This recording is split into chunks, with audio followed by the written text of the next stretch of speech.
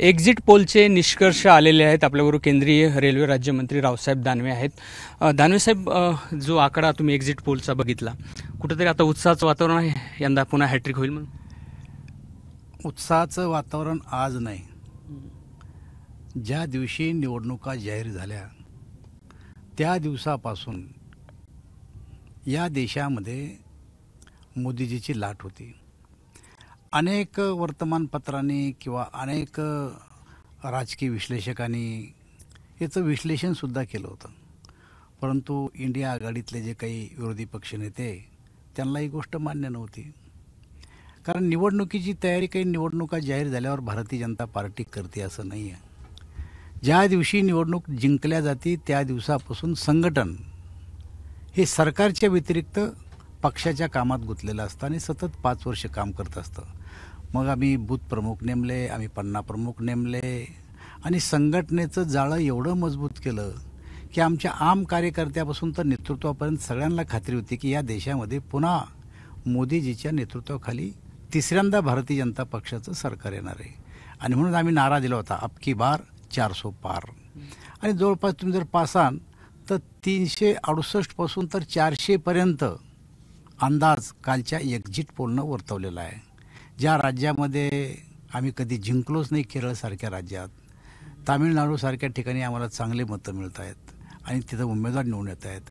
तेलंगणामध्ये आम्ही जास्त जागा घेतो, पश्चिम बंगालमध्ये आम्ही जास्त जागा घेतो, पहिल्यांदा आंध्र प्रदेशामध्ये आम्हाला एवढं यश मिळतं आहे। म्हणजे एखाद्या राज्यात थोडंफार नुकसान जर झालं असेल तर त्याची बरोबरी इतर राज्य करतायत आमचे। आणि म्हणून एकूणच जर विचार केला तर तिसऱ्यांदा जनमताचा कौल या देशातल्या लोकांनी भारतीय जनता पार्टी आणि आमचं नेतृत्व मोदीजीला दिलेलं आहे, यामध्ये काही शंका नाही। दानवे साहेब, केंद्राचं हे ठीक आहे, पण राज्यामध्ये कुठंतरी जागेमध्ये घट होताना दिसते। म्हणजे जवळपास सर्वच सर्वेमध्ये साधारण तुम्ही अर्ध्या जागेवर आलात मागच्या वर्षीच्या तुलनेत, म्हणजे 45चं स्वप्न भंगत नाही का असं? हे बघा, आम्ही 45 जिंकू असं पहिल्या दिवसापासून सांगतो। इंडिया आघाडीसुद्धा आम्ही 45पेक्षा जास्त जागा जिंकू असं पहिल्या दिवसापासून सांगतो।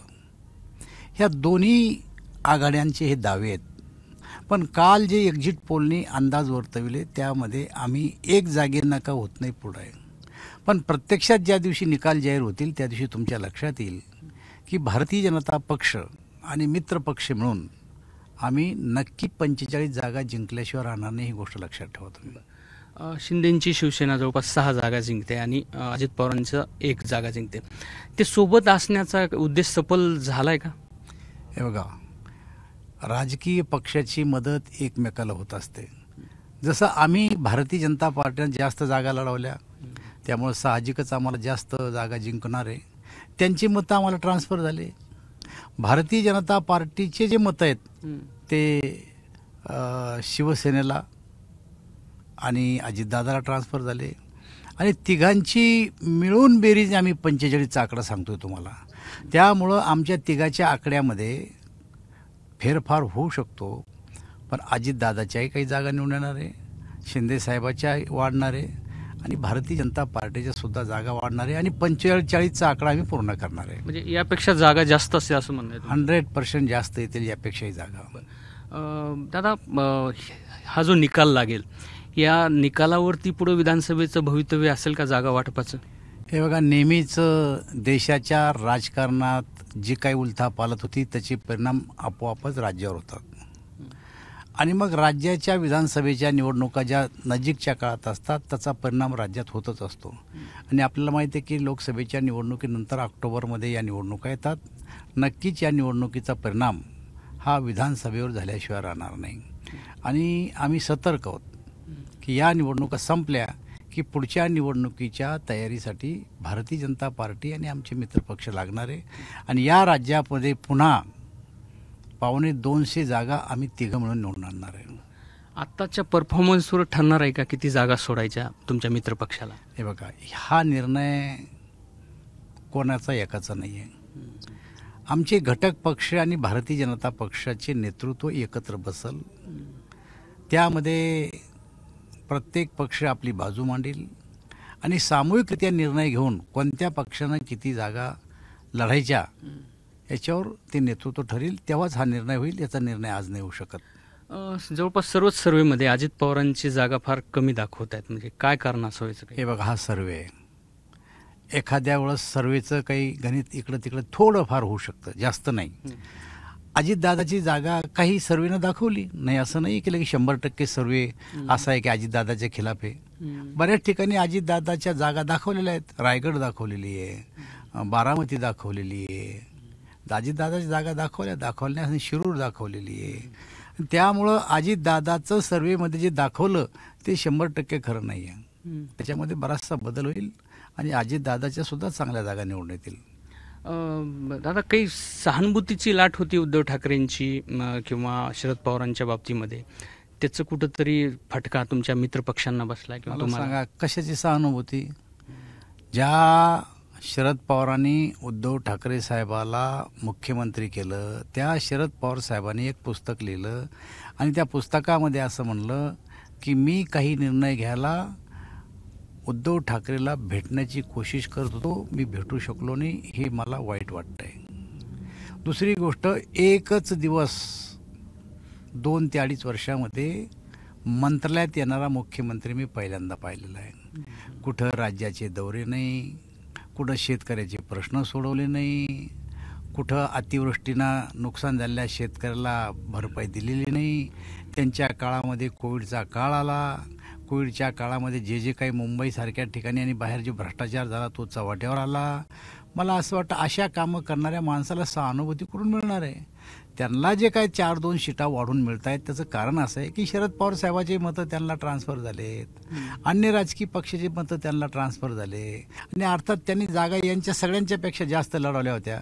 जो पक्ष जादा लढवण त्याच्या जास्त जागा येतील. इंडियामध्ये सुद्धा असंच आहे.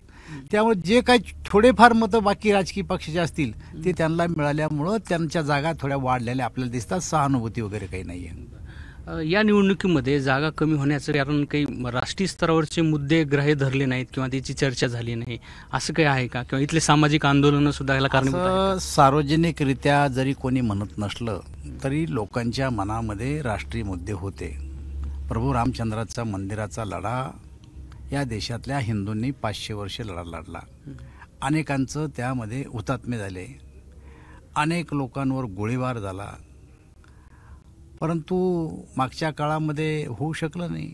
पण या देशाचे प्रधानमंत्री नरेंद्रजी मोदी यांच्या नेतृत्वामध्ये भारतीय जनता पार्टीनं आणि या देशातल्या समस्त हिंदू बांधवांनी हे मंदिर व्हावं अशा प्रकारची कल्पना केली. खरं तर आमची टिंगल केली काँग्रेसवाल्यांनी, राष्ट्रवादीवाल्यांनी की आम्ही मंदिर बांधणार होतो. आमची घोषणा होती, सौगंध राम के खाते है मंदिर वही बनाएंगे. त्याला काँग्रेसवाले म्हणायचे मंदिर वही बनाएंगे लेकिन तारीख नहीं बताएंगे. आमची टिंगल करायचे. पण आता आम्ही मंदिर बांधलं आणि आता राम मंदिरावर त्यांनी बहिष्कार टाकला. रामाच्या बांधकाम झालेल्या मंदिरावर बहिष्कार टाकणं आणि रामाच्या दर्शनाला न येतं हा सनातन धर्माचा अपमान नाही आहे. आणि त्याच्यामुळं आपल्याला जरी असं वाटतं असलं की राष्ट्रीय मुद्दे यांच्या या निवडणुकीत चालले नाही, असं नाही आहे. कलम 370 असेल, राम मंदिराचा प्रश्न असेल, महागाईला आटोक्यात आणणं असेल, विकासाचा मुद्दा असेल, जागतिक पातळीवर या देशाची उंचावलेली प्रतिमा मोदीजीच्या नेतृत्वामुळं ती असेल, या सगळ्या गोष्टी लोकांच्या मनात होत्या आणि त्यांनी त्या मतपेटीतून व्यक्त केलेल्या आहेत. काही सामाजिक आंदोलन असेल, मराठा आंदोलन असेल, ओबीसी आंदोलन असेल, याचा कुठंतरी भाजपला नुकसान महाराष्ट्रामध्ये? हे काही आंदोलनं पहिल्यांदाच झाले नाही. मी जयप्रकाश नारायणचं आंदोलन पाहिलं, मी अण्णा हजारेचं आंदोलन पाहिलं, मी उत्तर प्रदेशमधल्या किसान आंदोलन पाहिलं, मी हार्दिक पटेलचं गुजरातमधलं आंदोलन पाहिलं. प्रत्येक निवडणुकीमध्ये कोणत्या ना कोणत्या राज्यामध्ये कोणता ना कोणता इश्यू असतोच आणि तसा आपल्या महाराष्ट्रामध्ये होता. मी ही गोष्ट मान्य करतो की याचा परिणाम महाराष्ट्रात काही ठिकाणी आणि मराठवाड्यामध्ये झाला. काही तरुणांच्या मनामध्ये असं होतं की मराठा समाजाला आरक्षण मिळालं पाहिजे. तो परिणाम या निवडणुकीत झाला, हे मी मान्य करतो. आता त्याचा परिणामाचा फटका कोणाला बसतो हे आत्ता निकालानंतरच स्पष्ट होईल. हे घटत्या जागांचं काही कारण आहे का? काही जागात आपसी मित्रपक्षामधले काही व्यक्तिगत स्थानिक पातळीवरचे मतभेद कारणीभूत आले असतील काही? हे बघा, आता हा प्रश्न ज्यांच्याबद्दल तुमच्या मनात शंका आहे जे कोणी आमचे हितचिंतक असतील, जे कोणी आमचे मित्र असतील, तुमचा प्रश्न विचाराचा उद्देश जर तसा असेल की कोणी एका पर्टिक्युलर माणसाचं मी नाव घ्यावं, तर मला असं वाटतं ते त्यांच्या तोंडून काढलेलं बरं. मी आता एवढे वर्ष राजकारणात आहे. माझ्या पदाप्रमाणे, आता आमच्या वयाप्रमाणे वैयक्तिक स्वरूपाचे आरोप करणं कोणाच्यावर आम्हाला बरं वाटत नाही.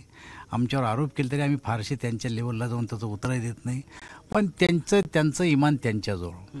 मला असं वाटतं जनता आमच्यासोबत होती आणि त्यामुळं या निवडणुकीमध्ये आमचा विजय निश्चित आहे. अजितदादांच्या राष्ट्रवादीनं किंवा शिवसेनेच्या शिंदे गटाच्या शिवसेनेनं तुमचं काम केलं का?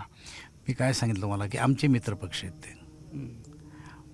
मित्रपक्षाच्या कार्यकर्त्यांनी माझं काम केलं हे सूर्यप्रकाशापेक्षा स्वच्छ आहे. पण त्यातल्या एखाद्या नेत्यानं काम नसं केलं तर कार्यकर्त्याला दोष मी देणार नाही. एखाद्या नेत्याची नाराजी असू शकते, राजकारण आहे, काहीतरी कारणं असू शकतात. पण नेत्यांना जरी एखाद्या ठिकाणी काम नसन केलं तर तिथल्या कार्यकर्त्यांनी मात्र माझं काम केलं. कार्यकर्त्यावर माझा रोष नाही आहे. म्हणजे नेत्यांनी काम केलं नाही? मी असं नाही म्हणलं तुम्हाला. एखाद्या नेत्यानं केलं नाही. तुमच्या प्रश्नाचा रोखच तो आहे की एखाद्याचं मी नाव घ्यावं. मी कोणत्याचं नाव घेऊ? ज्याचं त्याचं इमान ज्याच्या त्याच्याजवळ. आम्ही त्यांचे कामं केले, त्यांनी आमचं काम केलं असेल. मी हे राज्य पातळीवर पण तुम्हाला विचारतो. राज्य पातळीवर धरूनच बोलतो मी, जालन्याचं नाही बोलत मी राज्यातलंच बोलतोय तुम्हाला. तुम्ही जालन्यावर येऊच नका. जालन्यात झालं का काम? जालन्यामध्ये मी सांगितलं की राज्यापासून तर गाव पातळीपर्यंत कार्यकर्त्यांनी काम केलं. भाजपनं मित्रपक्षच केलं, मित्रपक्षानं भाजपचं केलं. मग नेत्यांनी केलं नाही का दादा? मी आपल्याला सांगितलं की एखाद्या नेत्यानं नसन केलं आणि अशी मनात तुमची शंका असेल तर त्या नेत्याला जाऊन विचारा. आमच्या मनात तर कोणाबद्दल शंका नाहीये. आणि लोक माझा अनुभव सांगतो की आतापर्यंत मी 26 निवडणुकीला तोंड देतो. या विधानसभा, लोकसभा, जिल्हा परिषद, पंचायत समिती, सरपंच, मार्केट कमिटी, खरेदी विक्री संघ, कारखाने, जिनिंग प्रेसिंग, कंझ्युमर, गावची सोसायटी, गावचा सरपंच. मी आतापर्यंत 26 निवडणुका लढलो.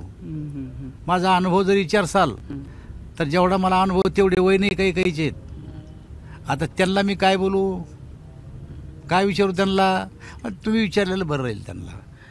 पुन्हा एक क्लिअरच करतो तुमच्याकडून की भाजपच्या जागा घटण्यामध्ये कुठंतरी आपसी व्यक्तिगत हेवे दावे मित्र पक्षाचे तुमच्या होते का? शिंदेच्या शिवसेनेचे किंवा अजित पवारांचे वेगवेगळ्या मतदारसंघामध्ये? बिलकुल नव्हते.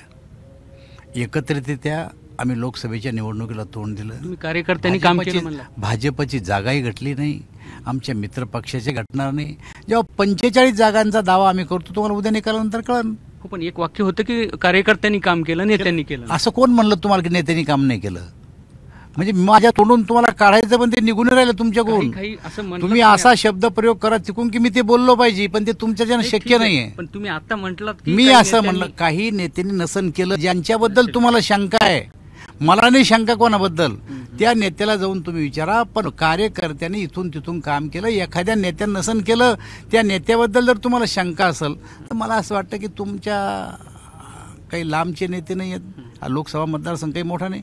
त्यांना जाऊन विचारा तुम्ही रावसाहेब दानवेचं काम केलं की नाही, तर देतील उत्तर ते. इतर माझं मत असं आहे की माझ्या ठिकाणी सगळ्यांनी काम केलंय. राज्यात इतर ठिकाणी सगळ्या ठिकाणी काम केलं एकमेकाचं. आम्ही काही अडचण नाही. एकूणच यावेळेस एक्झिट पोलचा जरी अंदाज तो असला तरी आम्ही 45 जागांचं स्वप्न पूर्ण करू असा विश्वास रावसाहेब दानवे यांना आहे. कॅमेरामन धनंजय दारुंटेसह रवी मुंडे, एबीपी माझा, जालना. एबीपी माझा, उघडा डोळे बघा नीट.